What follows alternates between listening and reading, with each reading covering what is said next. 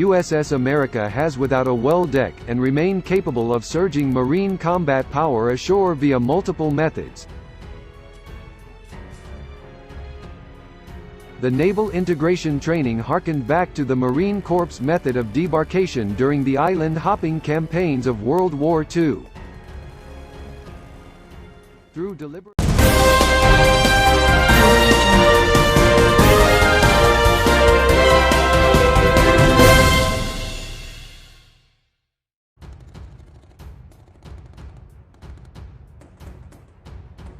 The sailors and Marines assigned to amphibious assault ship USS America conduct massive flight operations in the South China Sea. The 31st Marine Expeditionary Unit conducted Marine Air Ground Task Force full mission profile rehearsals, aerial reconnaissance, and simulated close air support while maintaining a presence in the South China Sea aboard amphibious assault ship USS America.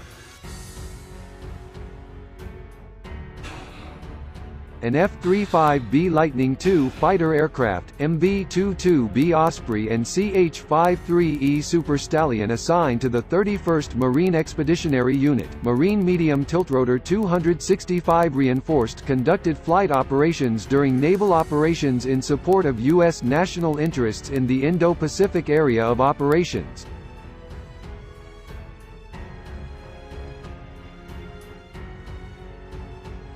The 31st Marine Expeditionary Unit is one of 7 Marine Expeditionary Units in existence in the United States Marine Corps.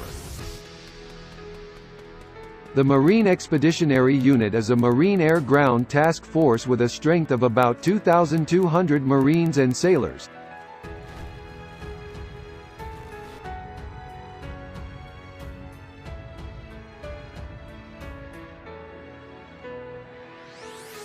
The Marine Expeditionary Unit is unique in that its air and ground combat elements are combined with combat service support under one commander, the Marine Expeditionary Unit Commanding Officer. This air-ground task force concept is designed to thoroughly exploit the combat power inherent in air and ground assets by closely integrating them into a single force.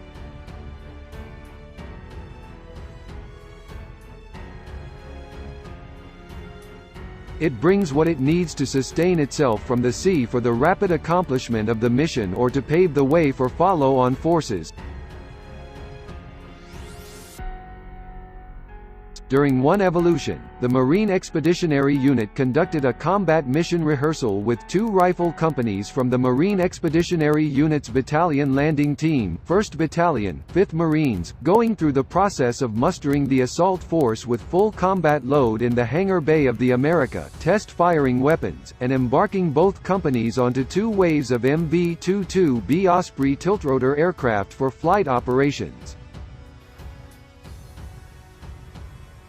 Drills like this are essential in mitigating friction when it's time to execute real-world missions.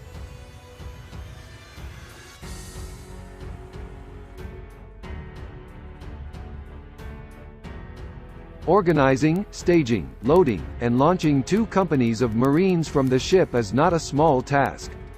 The training rehearses our Marines, the ship's crew, and other supporting components of the Marine Air Ground Task Force so that if we were to execute a quick reaction mission real world, have already identified and addressed any friction that might arise.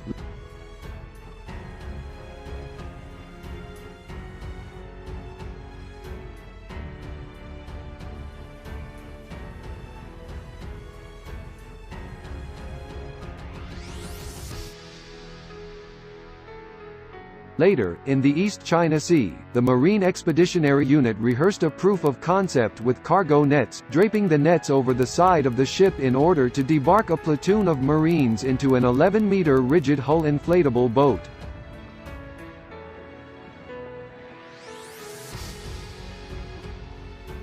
This exercise demonstrated the ability of the Marine Expeditionary Unit to capitalize on the extra space that the USS America has without a well deck, and remain capable of surging marine combat power ashore via multiple methods.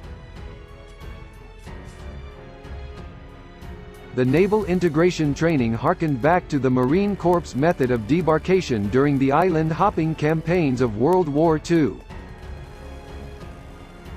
through deliberate planning and execution with Navy brothers and sisters, to show that even old-school methods, when well executed, can be applied to new problem sets in this area of operations.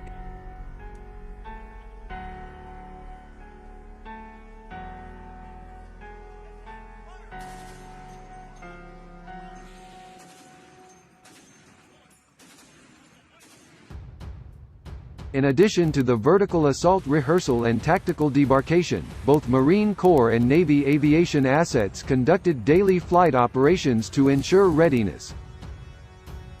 Most notably, F-35B Lightning II fighter aircraft flew both daytime and nighttime sorties to sharpen their skills in support of the Marine Air Ground Task Force, running aerial reconnaissance missions throughout the South China Sea, projecting Marine Corps air power in support of a free and open Indo-Pacific region.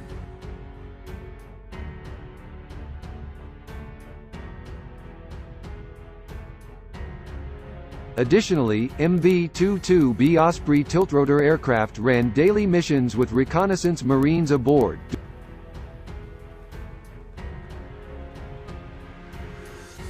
During one F-35 sortie, Joint Terminal Attack Controllers with the 31st Marine Expeditionary Unit simulated calling in close air support on maritime targets in order to sustain both their own and the pilot's proficiency in civil aviation safety. Throughout this deployment, the 31st Marine Expeditionary Unit's Joint Terminal Attack Controllers have been constantly exposed to unique and challenging ways to sharpen their skills and remain current in all qualifications.